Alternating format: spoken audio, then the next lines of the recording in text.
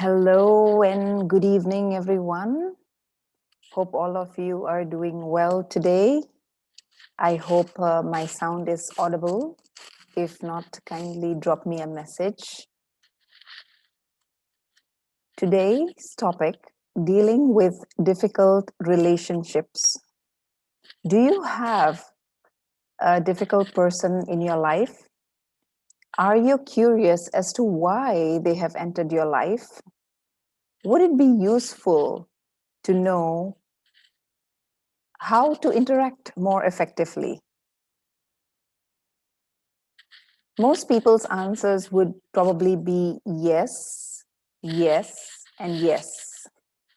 Today, we have joining us from UK, Brother Mike George. For those of you who do not know him, I will give a little introduction. Mike George is an author of 16 books on books focused on self-understanding and spiritual intelligence. With insight, wisdom, and humor, he brings together the three strands of 21st century: self-awareness, emotional intelligence, and continuous unlearning. His books include Being Yourself, Don't Get Mad, Get Wise, and The 7 Myths About Love. So let us all welcome Brother Mike today. Good morning. Hello. You can call me Mike if you like. It's good. Nice to be here. Thank you very much for the invitation, and it's lovely to join you all the way from the UK. Thank you, brother. Now you can call me Mike. Okay. Thank you, Mike. Thank you for joining us today. That's okay. So over to you now. Thank you very much. And a very warm welcome to everybody. And thank you very much, first of all, for tuning in. And I think this is a topic which is close to everybody's heart. Jabin, I think you probably need to mute yourself, otherwise your screen will keep kind of coming up, I think. You know, that sit very still. It's good.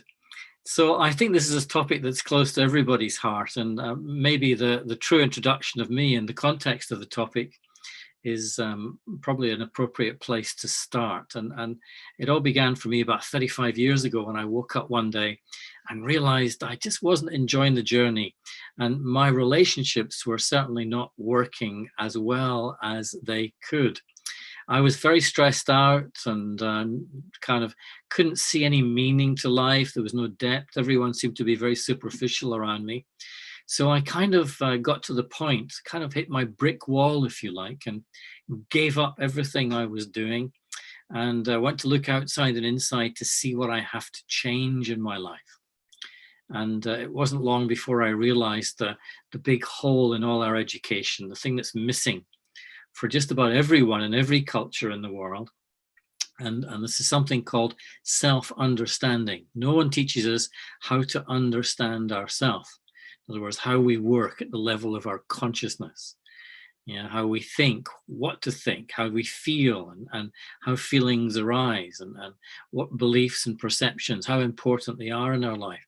So I kind of realized that if I don't understand me, then I can't manage me. And if I can't manage my energies, and if I can't manage my energies, my thoughts, my feelings, my attitudes, then I find it difficult to manage the stuff around me. What I sometimes call the 4 R's: responsibilities, relationships, roles, and resources, my energy, basically. So I kind of went back to school and not academic school, not like as a child, but the real school in life. I went back to the real school, the true school. And I'm sure you're all familiar with the true school. Some people say life is the school, and I guess they're kind of close. But for me, the real school is your consciousness, because that's where everything begins. That's where everything happens first. It's where you do your thinking. It's where you make your decisions, have your vision, do your learning, do your unlearning. It all happens within our consciousness first. Everything you do begins with a thought, and subconsciously a belief. So this is the bit that no one teaches us, is how to see and understand the mechanisms and the processes on the inside. So I went back to school, and I've been in school ever since. And that's why I write books, really. I don't really write for other people. I kind of write for myself. A bit selfish. It's called proper selfishness. And the reason is that as I write, I get clearer in myself about what's going on within myself, my consciousness.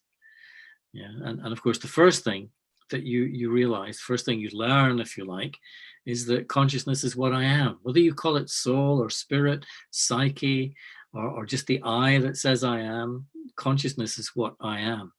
So when you look in the mirror in the morning, the first mistake every day that we make, actually, that causes our stress and our suffering, is that when you look in the mirror, is that you believe you are what you see in the mirror. That's what we've been taught. In other words, that I'm just this form. I'm just the form. But consciousness is formless, if you like. and really, that's what's making all this work. It's the conscious self. So that's why I write. I kind of write to really understand the depth of that and the dimensions of that, the formlessness of myself. And to then understand the energies that I have at my disposal, my thoughts, my feelings, my attitudes, the things that I put into my relationships, that I invest in my relationships. So I've been doing that for 35 years, and I'll be doing that for the rest of my life. It's a kind of depthless self-inquiry, if you like, that finds its expression in many different forms. And in one form is me talking to you now. And unfortunately, we're still, well, maybe fortunately, actually, that we are screen to screen. Who would have thought 6 months later we'd still be kind of meeting across our technological toys? But it seems to be the way, and it seems to be the way that will still be happening in some months' time. So it's a pleasure to be here, and it's nice to connect with everyone over there. So I know you're far away, and yet the communication is so clear. So this particular area of exploration, another word for relationships really is life. Life is relationship. It's the context. The context of life is all our relationships, whether it's with other people, with the planet, with the animal kingdom, etc. Is that it is where we find ourselves on every moment of every day. And that's why many people, if not most people, usually have some difficulty in the context of their relationships, of how they are relating to others. And that difficulty is different for different people at different times in their life, etc. So there's no one right solution. It really depends on what works for you. But I think everyone ends up with what's called a difficult person in their life. Do you have a difficult person in your life, sometimes known as a DP? And you just have to walk in the room and you go, oh God, you're sorry, you get a nice smile, hello, how are you? But inside you're going, it's that person again. And that's a sign that they're a difficult relationship for you. They're a difficult person for you.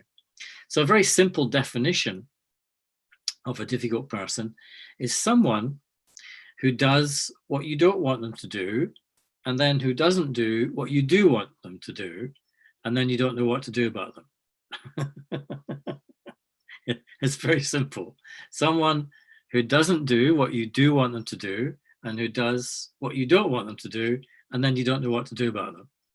And so that might be a very simple definition. In other words, you don't know how to respond. You don't know how to react. You're projecting onto them some kind of pain or unrelaxedness or suffering or sorrow. Some emotional projection is the sign that they are a difficult relationship for you. Now, that emotional projection may not show up as behavior or even in your face. You may be very good at disguising it. And we become very good at disguising our feelings, if you like. And so it may just be on the inside. It may just be in your mind. It's very real. You're very unhappy inside with that person, but it's not expressed. And so in some relationships, we're very good at doing that. We've learned to do that over time. And who knows who taught us? Probably somebody bigger and older earlier on in our life has taught us how to do that. So what I'd like to do today is kind of give you a few ideas as to how to, if you like, make this relationship better. And different tools, different insights, different ideas, which might be useful for you to repair the relationship, if indeed the relationship requires some repair. And most difficult relationships do. They require a shift, a change in how I approach the relationship. So this is what I call the relationship repair kit. And I'm going to put some tools in your kit, and then you can take them away and play with them. So I'm probably going to mention about 10 different things that you can do. So if you have a bit of pen and paper, then feel free to jot them down, and then you can see which one might work for you best. Because every relationship's different. We are all different. Every day is different. Every moment is different. And sometimes some things will kind of work better than others, just like any tool in any toolbox. So the first tool is the most common behavior in our relationship with that difficult person is we're kind of either mentally or verbally blaming them for something. And it's usually for how I feel. In other words, it's this old understanding. And again, you might want to write this down. This is a nice phrase to repeat and to really go into the depth of this in your own self-inquiry. And this phrase goes like this: it's not what you say or do to me that makes me feel this way. It's what I do with what you say that makes me feel this way. So it's not what you say or do that makes me feel this way. It's what I do with what you say or do that makes me feel this way. Yeah, and so this is the idea that we're brilliant at making ourselves victims of other people. And so what we forget is that actually it's not them that's making me feel the way I'm feeling, it's me. It's my creation. It's because of my version of the other person that I've created in my consciousness. Yeah, and that version, I've decided, don't like it, don't approve. They shouldn't be doing this, they should be doing that. And so therefore I start to generate an emotion and I project it onto them as a form of blame. They are making me feel like this. It's like the first hurdle that we kind of all have to get over is this hurdle of realizing, self-realization, that it's me that's making me upset in my relationship with them. It's not them that's making me upset in my relationship with them. And every seminar, every course, and I work with organizations, I work with managers and leaders and of all levels in organizations. This is like the first hurdle everyone has to get over, because we've all learned the opposite. We've all learned to believe that it's them. Yeah, they're to blame. They're let me down. They haven't met whatever. And so we've learned that belief that other people, yeah, are the creators of how I think and feel. And technology doesn't help, because coming across every screen now are 1,000 lessons which are affirming that belief. Someone else. Get upset with someone else. Isn't it outrageous what they've done? Don't you feel the rage at them? And so we make ourselves brilliant victims. So this first tool in the toolbox is possibly the deepest. I start at the deep end of the swimming pool, as they say, is this realization that it's my version of them that I'm unhappy with, believing that they themselves are making me unhappy. Yeah. Tool number 2 is, again, it's a nice little phrase that you might want to write down, and stick it in your diary or the bottom of the page. Just read it every day and just remind yourself, and eventually it will make a difference. And it's this very simple phrase, I'm sure you've heard it, is what you spot is what you've got. Yeah, what you spot is what you've got. So whatever you see in the other person is actually something that you already have within yourself. In other words, it's this business of recognition, to recognize. You would not be able to recognize their weakness, yeah, unless you had that weakness yourself. If they're always blaming, then if you're always pointing at them and condemning them for always being blameful, it's because you're a blamer too. If they're always criticizing, you wouldn't be able to recognize that criticism if you hadn't got it within yourself. So this is the idea of what you spot is what you've got. And so if I want to be free on the inside and be able to give good energy to those around me, then I have to do this work on myself first. I have to free myself from my own habits, my own weaker habits, like criticizing, like blaming, like complaining, like resisting, like getting upset at the slightest thing. So this is tool number 2. I guess the tool number 3 is to be more forgiving. Yeah. Now, I don't mean that in the context of forgiveness, but if you think about it, you know, if our life is to be lived well, then it's not about living to take and possess and keep, which is what we tend to have formed the habits to do, to grab what we can. It's called a material paradigm, get it before someone else. And so we build these habits to accumulate, to possess, to hold on, to become attached to things.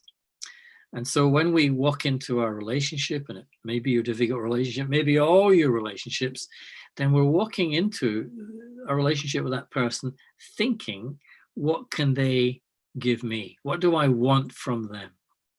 Yeah, and so I'm always kind of looking to get something from them, whether it's approval or acceptance or an object or more money or a better position at work. What can I get from them?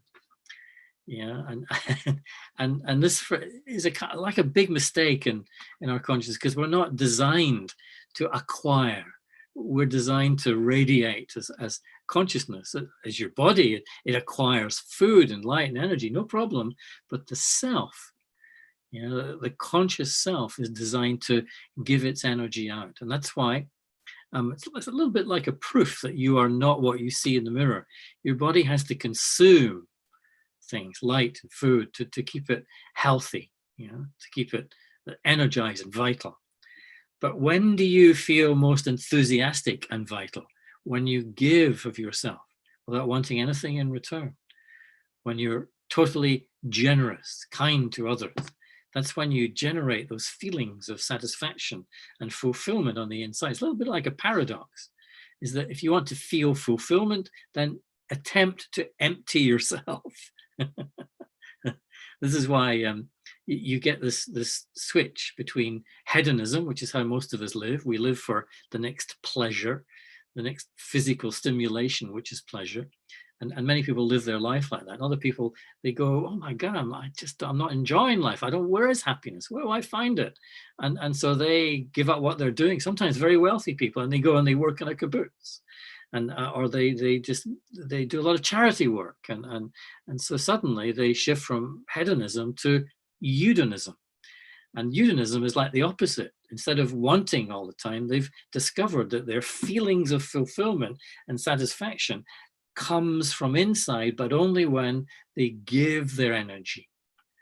Yeah, only when they go into their relationships in life, and life is relationship, and find a way to be more giving of themselves. Yeah, and then they say, oh God, I wish I'd done that 10 years ago. How did it take me so long to discover that? And that's why if you ask anyone who does any charity or voluntary work in any context, they'll tell you that their deepest satisfaction comes from helping others. Yeah, and this is the primary opportunity of relationship, It's a relationship to help the other. So as you walk into the relationship, tool number 3, don't think what can I get, but think what can I give to this relationship? What can I give? And the hardest thing to do, I think, tool number 4 is to give, to lay the foundation, is to give something called respect. Yeah. How do you respect someone that you've decided you don't like them? Yeah. Is it still possible to give respect if you've decided that you have a dislike for that person? That's not easy.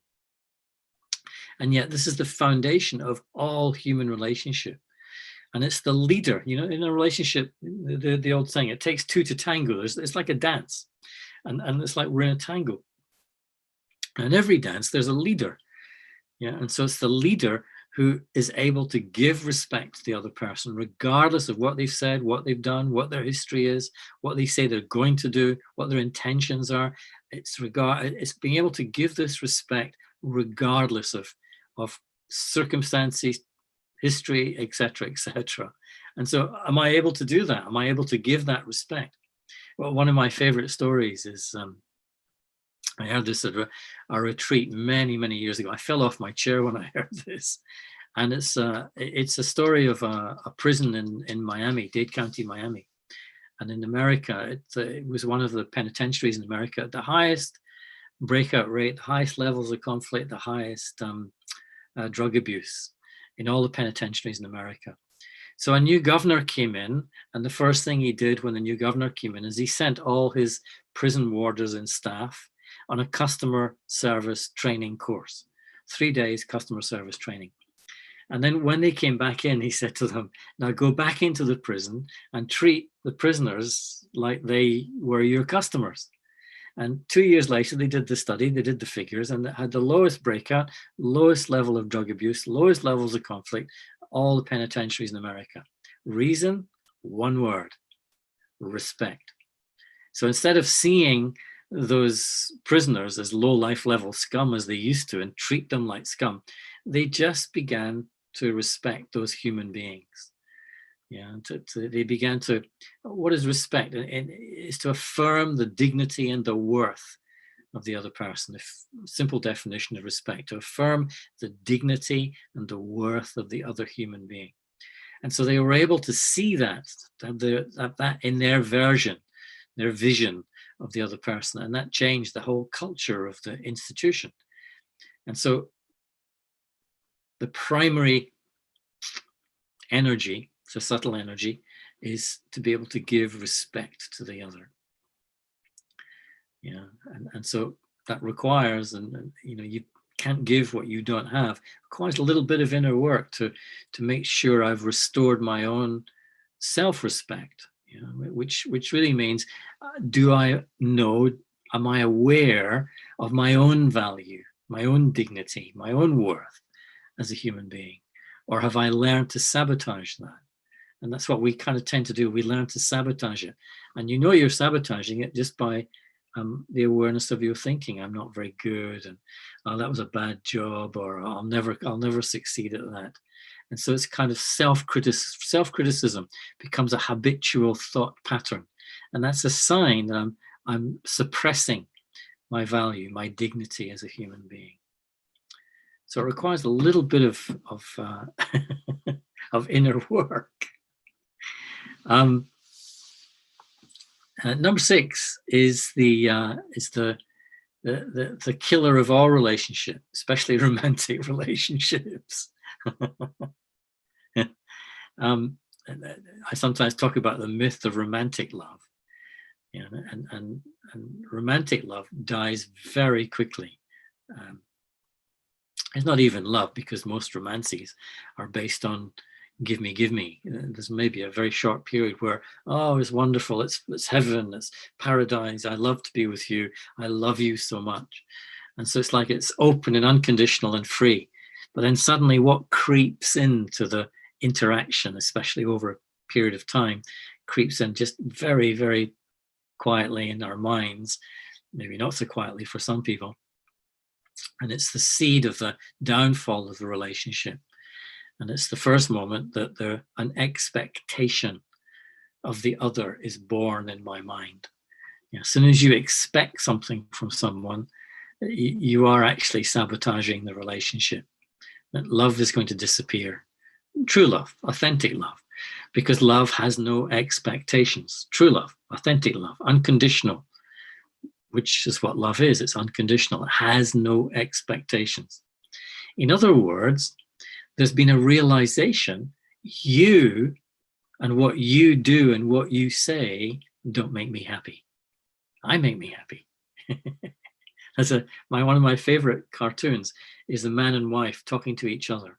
So they're meeting, and there's a bubble above each one of their heads, and each one of them is having the same thought bubble.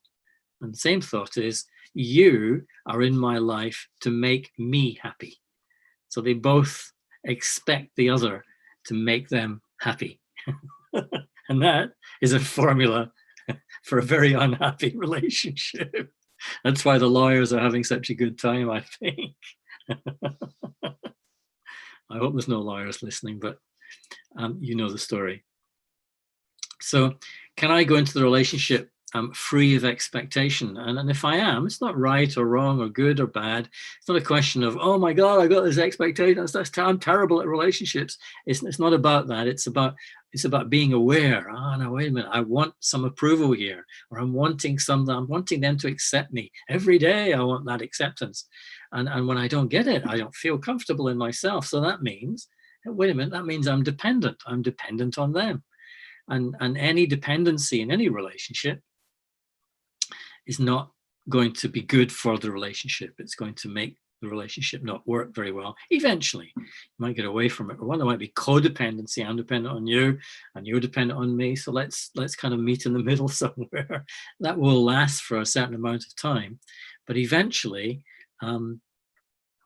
when the expectation is not met, when what you're dependent on is not forthcoming from the other person, there will be, eventually, it might take a little bit of building, and there will be but you don't give me time, you don't give me your attention, you don't respect me, you don't, something about you that doesn't, you've changed, you're different.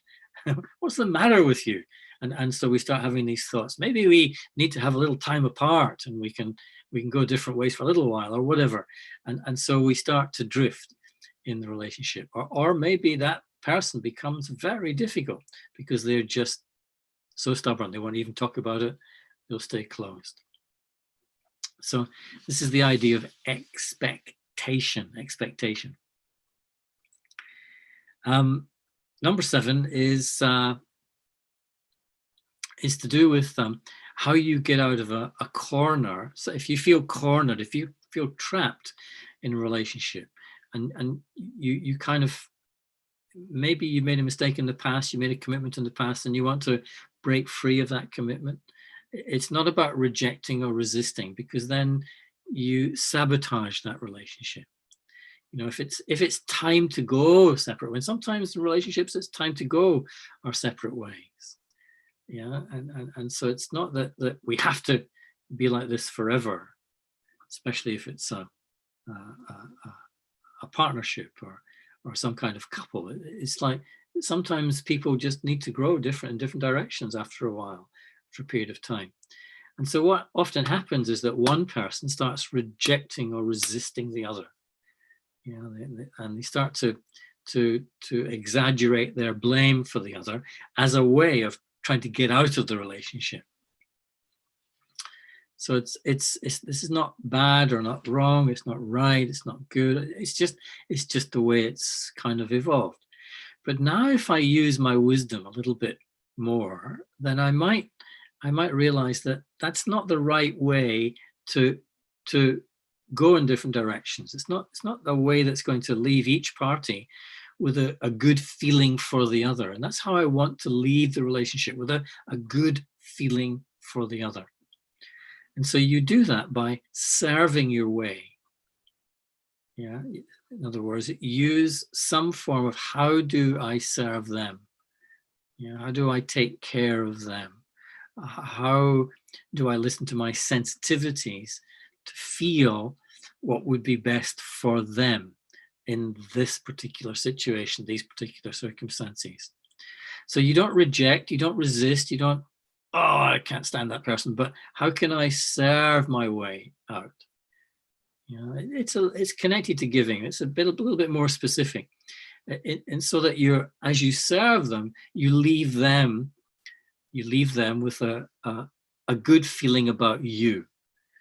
Yeah, and it's quite important, really. It's a little bit subtle for many people, is that we're all kind of connected at this higher level, this level of a more subtle consciousness. We all have levels of subtlety in the energy of our consciousness. Right now we're trapped in form, and so when I believe I am just this form, then my energy is kind of dense and quite heavy, because I'm trapped in this finite thing. But as you raise your consciousness, as you become more self-aware, then you'll begin to notice the more subtle feelings that you have, more subtle intentions that you have. And so there's a point when you realize that we're all kind of connected at this higher level. Yeah, not down here, we're in separate bodies down here, but here at this level, this higher level of consciousness, we're all kind of connected. And so that's why sometimes you pick up some people's thoughts and you pick up what they're feeling quite strongly. Usually someone is quite close to you, someone in your family maybe, and you can, it's as if you can sense, you know, what they're going through, what they're thinking, what they're feeling. So we're kind of connected at this level. So if you want to find a way to create some distance in a relationship, remember that when you do that, if you move away in any way with that intention, and you don't make sure you leave them with the right feeling about you, that will keep coming at you. It'll keep pulling you back. That energy, that vibration, they'll always be, I don't like him. I don't know what he did. No, I didn't like what he did. And I don't like how he did it. And I'm very upset. I'm really angry on the inside. So although they are responsible, you know, for those thoughts and feelings, although you're, in a sense, you're not responsible, although they're responsible, you can help them by serving them. Yeah, so that you leave them with a good feeling about you. Yeah, and then you're freer. There's a less of a pull on your consciousness. It's quite subtle. But I'm sure you have someone in your life who occurs in your mind quite frequently, and it's as if you have unfinished business with that person. and they keep pulling you at that more subtle level. You don't know why, and it's because there's something that you could do which would be useful to them, which would serve them, and that would free you much more in that relationship. I think number 8 is this idea of responsibility, is to accept. Is this shift from resistance to the acceptance? So resistance of others, which means you're resisting taking responsibility for what you're creating, how you feel inside. To accepting, I accept that I am the creator of all my thoughts, all my feelings at every moment, in every situation. I can't make anyone else move into that space of acceptance. All I can do is see it, realize it, and live it for myself. In other words, an aspect of that is stop trying to control the other. Yeah. In other words, you might be thinking right now, I wish so-and-so was listening to this. Because they might learn something. They might change if they listen to this. And so that means you're trying to fix, you're trying to control them, because you want them to get the idea so that they'll change and you'll be okay. That means you're avoiding responsibility for yourself. You're still projecting onto them.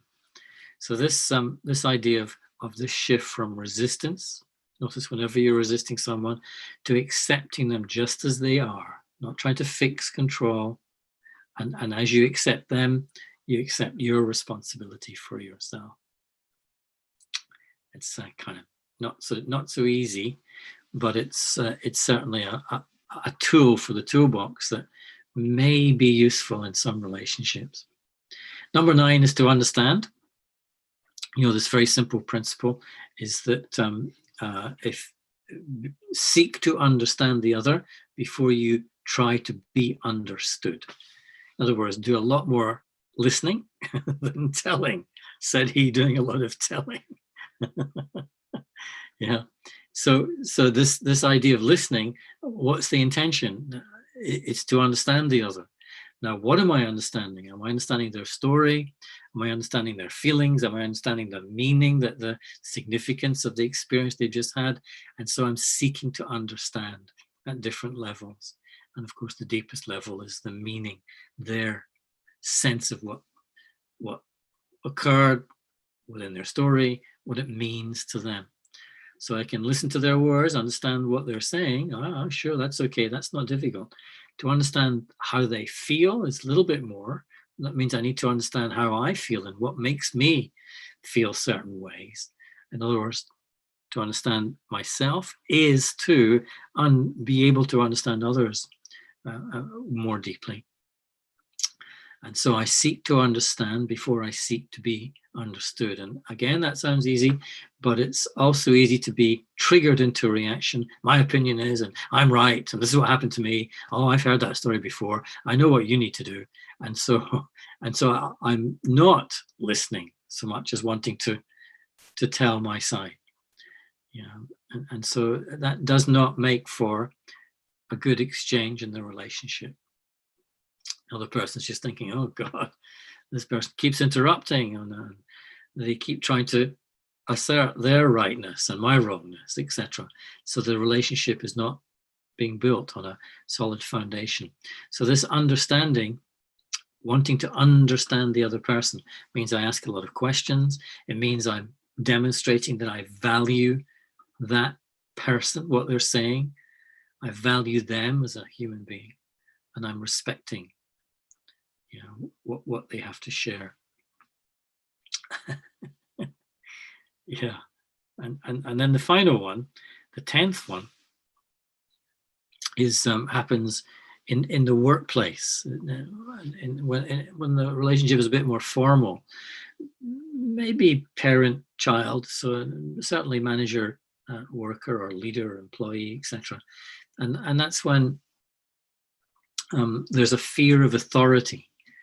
Yeah, and so when we're in relationship with a person in a position of authority, the mistake is to have a relationship with the position and not the person. Yeah, and so this happens for a lot of people because they've been brought up by very authoritarian attitudes, perhaps from parents who said, you'll do this, you'll do that, then you do this, then you do that. And so that they've lived with this authority figure, which has triggered their fears, but they've become accustomed to those fears over a period of time. Young life is years and years and years. And so then they go to work, and then the manager becomes the parent, the person in the position, the authority, becomes the one who's able to trigger my apprehension, my fear, my closeness, if you like. So if you find that you have a difficult relationship with people in authority, try relating to the human being. Remember, you're having a relationship with a human being first, not a position, not an authority. They're just a human being. They eat, they sleep, they have families, they have brothers and fathers and mothers, they go to the toilet or whatever. They're just human beings. And so it might require I shift my vision, be more aware of what I'm doing in my head, and shift my vision of that person. So I don't see them as a position, I see them as a human being. I start to interact in that way. That may require a little bit of experimentation. You may make some mistakes, say the wrong thing, do the wrong thing. But what you're doing is you're shifting away from, oh my God, I better do what I'm told, to, hey, let's have a chat. Let's talk about things. I'd like to understand you to a greater degree, and I'd like you to understand me to a greater degree. And so it's this idea of shifting from relating to the position, to relate to the position, but have a relationship with the person, It's good. So these are 10 tools in the box, if you like, and every tool is appropriate to every relationship, but it may be that your difficult relationship, if you've identified it in your mind, there's one or two of those ideas, those tools, which are, yes, that's what I need to do here. Yes, that's what I want to start with or experiment with to begin with. And then just see how you go, and see if something in there is useful for you. It's very personal. All I've done is kind of drawn a map, in a sense, of what's required for a relationship, which is not difficult, but you have to draw your own. Each of us has to draw our own map from our own experience, from our own context, our own relationships, and that'll be influenced by many things, our upbringing, our culture, our stories. It'll be influenced by many things. And so if we use those tools, we will use them in different ways, and that's just fine. There's no one right way, but it's the intention to improve the relationship, which makes me curious. Now, what will work? What's going to help in smoothing or healing or freeing the conflict, freeing the relationship from conflict, etc. Maybe one final thought is, that I use this word conflict, and we're living in a world now where we've never seen so much conflict in relationships, whether it's international or corporate conflicts or personal conflicts. It's certainly on the increase. There's more divisions, more separation. There's more we're right, you're wrong than ever before. So it's necessary to kind of understand why that is. And if you get to the very heart of any conflict, then you'll notice it's really, and this is true for all conflicts, and a little bit of insight to see it, it's really two sides, and they both have an attachment to different beliefs. Yeah, and so it's this idea of attachment and this idea of belief. This is one of the deepest levels of attachment, is the belief either that I've learned, assimilated, grown up with, that's come to me through my culture, and so I've created my version of that belief. And I've kind of mentioned some of them already, but it's this idea that our beliefs are different from your beliefs. We're right and you're wrong. Yeah, and so we're holding on. And so we're prepared to become violent. We're prepared to go to war to prove that we're more right than you. And that's what you're watching in the world today. And this is a very unenlightened state of being. Yeah, it's an unaware state of being, because each side is not aware. It's just their attachment to their beliefs that is causing them to dislike and eventually be violent towards the other side or the other person or whatever. So if you want to be free of conflict, or if you want to heal any conflict, then it's necessary to let go of your belief. It's just a point of view. It's just a perception, and it's going to change and shift and move as you grow, as you change your position, as you get new ideas. You're going to see more differently. I hope even after this short sharing that you kind of have a few beliefs shifting in your mind, or at least possible shifts.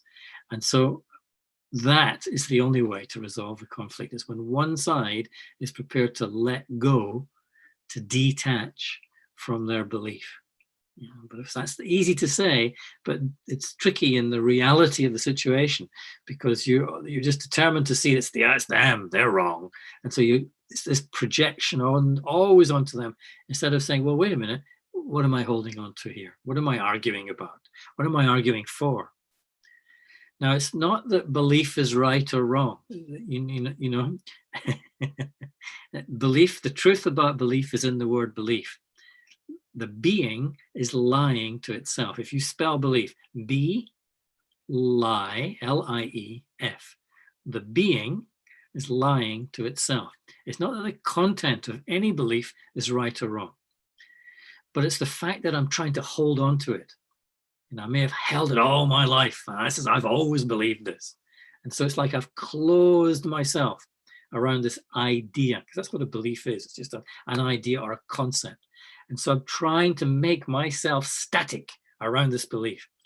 And that's to go against the natural state of consciousness. The natural state of consciousness is not to be static, and closed around something. It's to be open and fluid and dynamic. Yeah, that's my natural state. That's when I feel most comfortable, when I'm open and fluid and dynamic. Yeah, and so that's why belief is not the truth. The truth can't be captured in words. I can't speak the truth because words are form. They're limited. They're conceptual. They're limited content. Truth is formless. It's a state of consciousness. It's prior to thoughts, prior to the formulation of concepts. Yeah, trueness, your trueness, not your truth, your trueness, your true state of being is essentially what exists at the core of our being at all times. But we get so trapped and stuck and static around an idea or belief. I've always believed this. And we do that. It's like trying to hold on to a fence post. You know, when you were a kid and the wind started blowing, you had to hold onto the tree or hold onto the fence post because that gave you support. So that's what we do with our beliefs. We take support from our beliefs. Yeah. Not realizing that when you believe something, it also means you're saying, I don't know something. Because if you knew, you wouldn't say you believed. You say, well, I know. And then you don't need to prove it. You just know. Yeah. But when you've got a belief, when you hear other people's beliefs, you see their beliefs as a threat. And then comes the conflict. Then comes the defensiveness. Then comes the even more closeness. And so some people live their entire lives like that. And they live very unrelaxed lives. Always tense, always anxious. You're always ready to. That's why you get some people always looking for an argument. You know, they walk up to you and they go on, press my button, make my day. They want an excuse to get upset, to get angry, to get anxious, to get scared, because they're addicted to the emotion. But that's another seminar. That's for another time. It's good. So let me stop here and let me see if there's any questions. I notice on the chat page there's no questions. So that means everything's totally clear. Thank you so much, Mike. That was so good. I think all the tools are very much necessary. What we need to do is practice them on a daily basis and see which tool we need to enhance and use more and more in our day-to-day life. But I really like what you said about listening. Yeah. So listening may be the greatest contribution we can bring to our relationship. Listening strengthens relationship and demonstrates attentiveness, caring, and respect. Listening is also more than just hearing. To truly listen, you must give your undivided attention and put your own agenda and needs aside. I think that's the greatest gift we can give each other, is the gift of undivided attention, or being present, if I may say. Yeah, I wouldn't disagree. Wonderful, thank you. Yeah. So shall we just take a moment and have a little meditation and all of that and let it sink in? Yes. Okay, so let me invite you to join me now in just a moment of quiet reflection, silent reflection, a little bit of meditation, and I'm going to sort of share a few thoughts as always, and then you can come with me if you like. If you don't want to, that's also okay. But it kind of describes what I do in my meditation practice. The simplest form of meditation, the simplest definition of meditation, is this cultivation of self-awareness. And it's that self-awareness that's necessary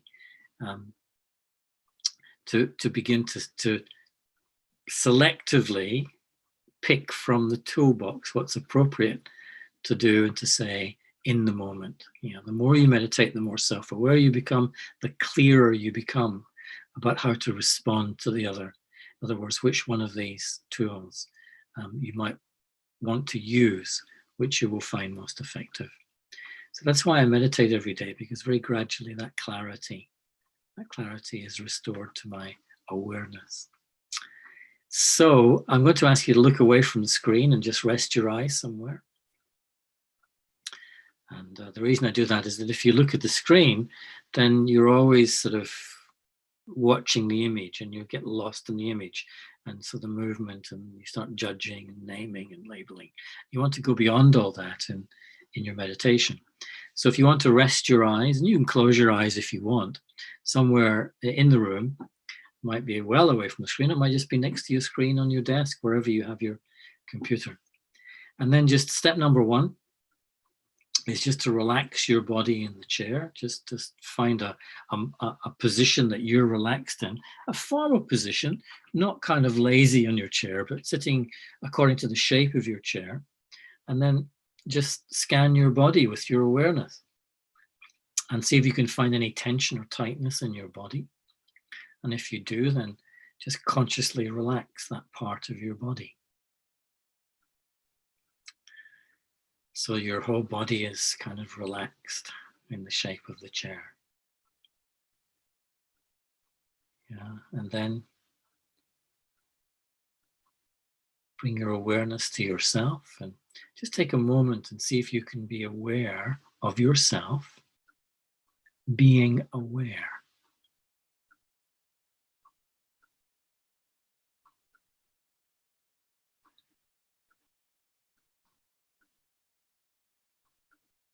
And then once again, just shift your awareness to your breath and just watch your breath. Don't need to force it, just watch it. The in and the out, the full cycle. Just observe your breathing, the rising and falling of your chest. Don't force, just watch. Just watch. As you do, you'll become even more relaxed and yet very aware.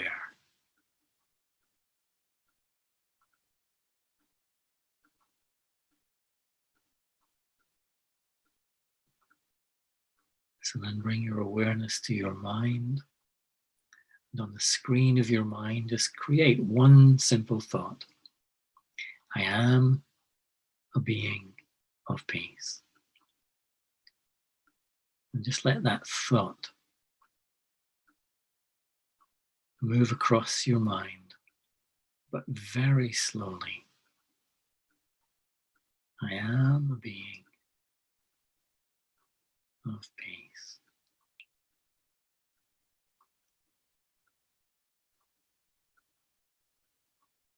And then let that thought dissolve into the background, fade away, and notice what remains.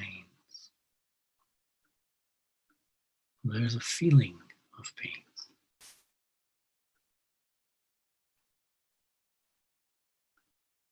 of calm, of quiet.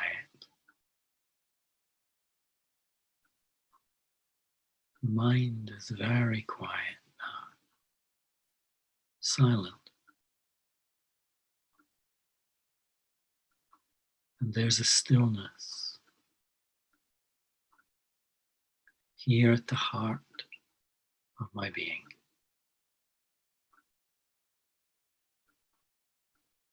Silent and still.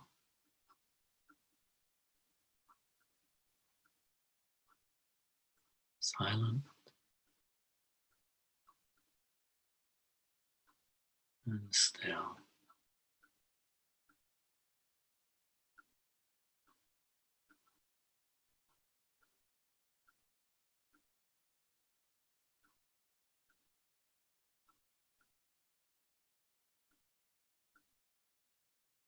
And then bring your awareness back to the room around you. But bring that stillness with you. Bring that peace with you. So as you listen through these ears, hear from that stillness. As you look through these eyes, see from that stillness.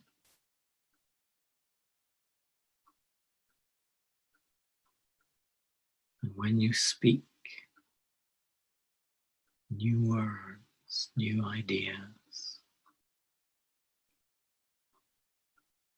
to whoever is around you, speak from that stillness.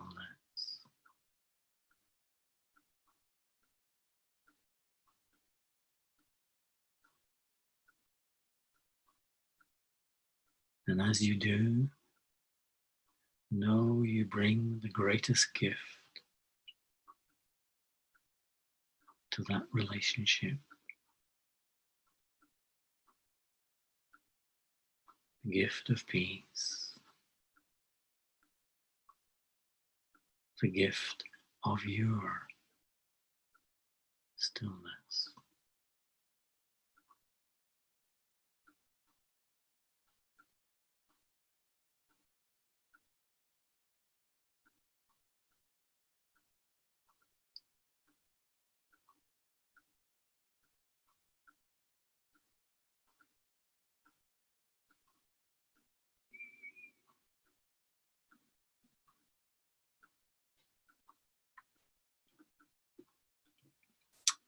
That's good.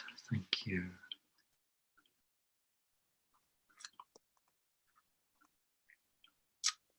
Okay, that was nice. So still and so peaceful. We have a comment here, not a question actually. Mm-hmm. The comment is, relationships are also partnership. It might sound a little cold, but it's a lot like a business deal. What would you have to say?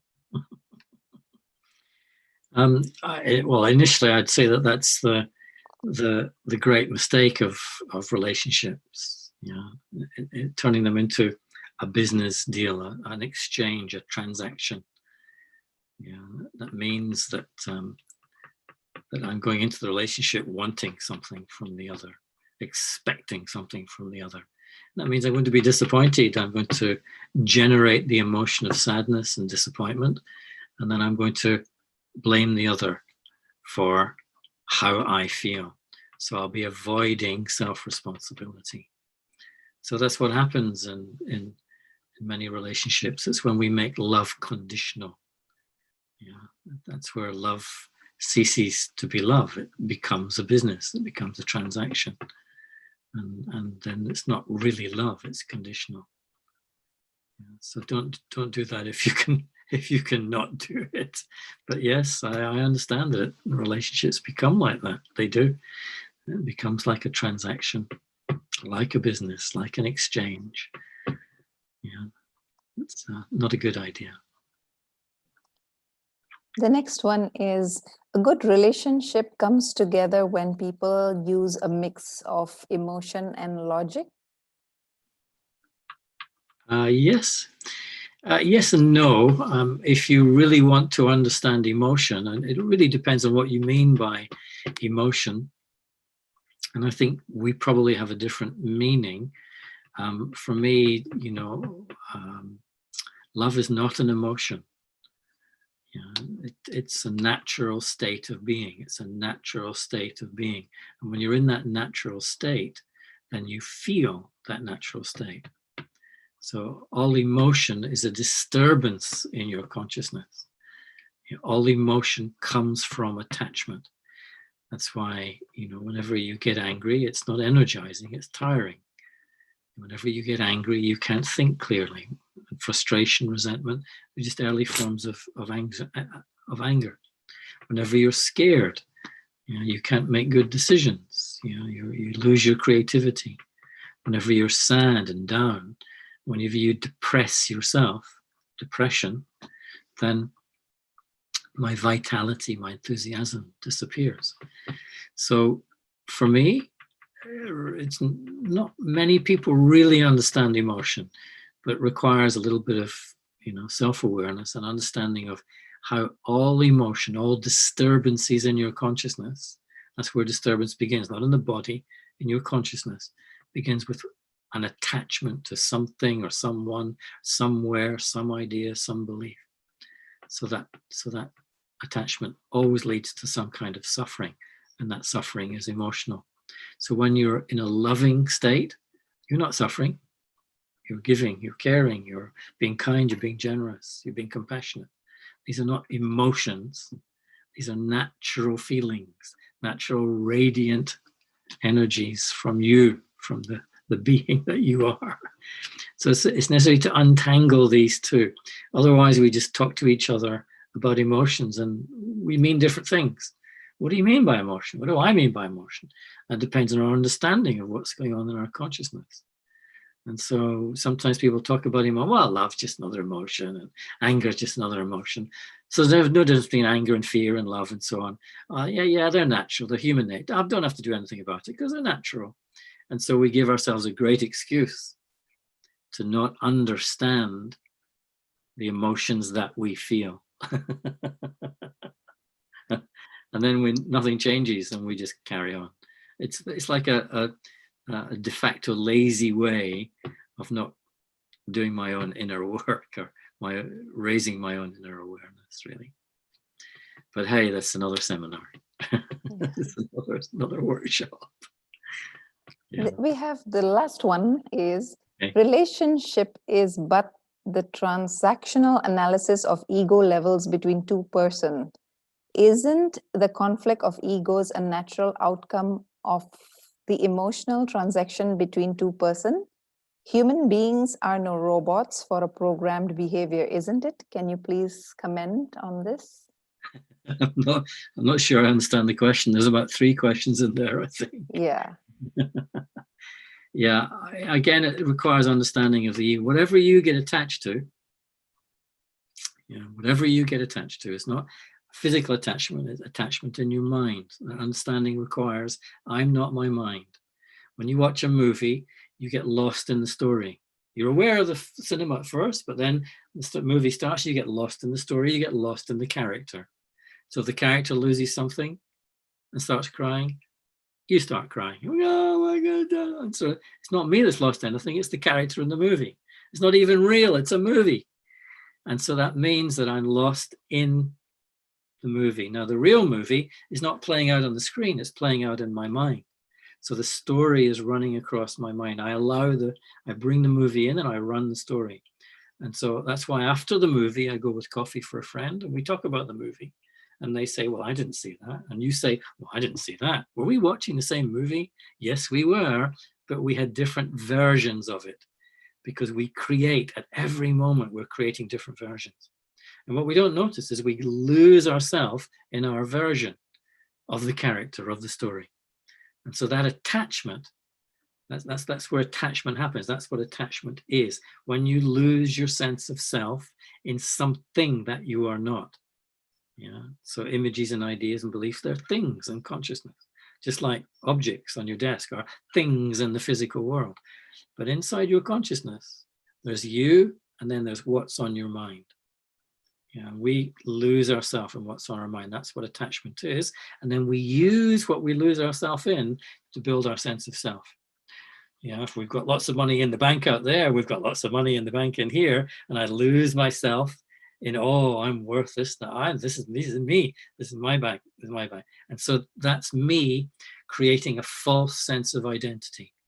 And that's what the ego is, a false sense of identity. So that's why ego is the core of all suffering. But it requires real introspection and solitude, and it requires you challenge all the beliefs that you've learned. And that question contains many beliefs, transactional, ego, conflict, many connections. I have to untangle all that for myself to get to the truth for myself. And I can only do that when I look at my own experience. Now, what's happening when I get upset and get angry? Forget what the academics taught me at university. How am I feeling? And who's responsible for that feeling? And why am I creating that? Oh, it's because I'm attached to it. Oh, it's because I'm getting attached to this. Never mind the theories of others. See for yourself. That's why, let me finish with what I often say in talks. Please do not believe a word I say. I'm not trying to convince you of anything. See for yourself, do the inner work, raise your self-awareness. Never mind what other people are trying to tell you or what you've learned, what beliefs you've picked up. See for yourself. Yeah, it's the only way to wake up. And you've seen this term awakening now. And it's big, the neon lights across the world as people wake up, yeah, and realize, oh, I've been asleep. I've just believed blindly what everyone's told me, what the politicians have told me, what the teachers, what I just believed. And this is crazy. See for yourself. Only then do you rediscover the power that is there in the heart of your being. That's why please do not believe a word you have just heard from me. How to nullify a talk in one line. Oh, that's great. Javine, thank you very much. And thank you for listening. Thank you once again, Mike. It was very nice and very insightful indeed. And definitely we will need more sessions. I think most importantly on how to be an active listener. That's a good idea for a session. Very good. Yeah. Great stuff. So thank you once again. And pleasure. Thank you everyone for joining us today. Our next session is on coming Saturday, the 24th of October at 4 p.m. Jakarta time. I have dropped my number in the chat box. Do get in touch with me so that I can forward you all the details. Until then, let us practice with all the tools that Mike has given us, and let us make our relationships better. Thank you. Thank you. Have a nice weekend. Take care. Bye-bye. Bye-bye.